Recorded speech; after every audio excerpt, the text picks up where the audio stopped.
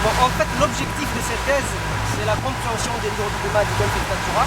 L'hydroclimat, en fait, c'est les propriétés physiques, chimiques et biologiques de l'eau de mer, notamment de la couche supérieure.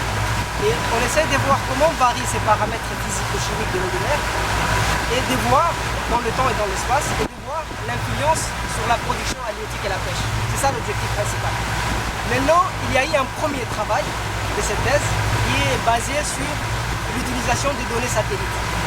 Nous avons étudié deux paramètres physiques très importants, à savoir la température de la surface de la mer et la concentration de la chlorophylle. La température de la surface de la mer est un paramètre qui permet en fait d'évaluer les interactions entre la couche supérieure et l'atmosphère. Et la concentration de la chlorophylle donne une idée de la productivité primaire de l'eau de mer.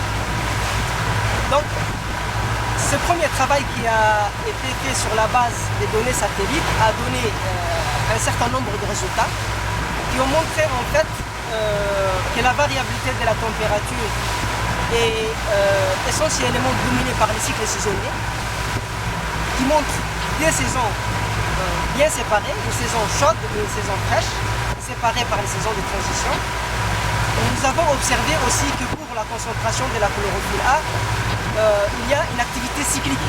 C'est-à-dire qu'entre le mois de juin et de juillet, on a, non, plutôt juste après la baisse de la température au mois de juillet, il y a un pic de la concentration de la chlorophylle A. Ça, ce sont les premiers résultats.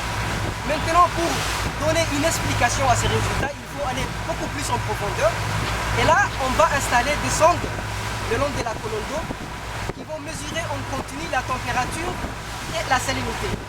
Ce qui va nous permettre en fait d'expliquer, d'interpréter les variations saisonnières que nous avons observées grâce aux données satellites. Voilà.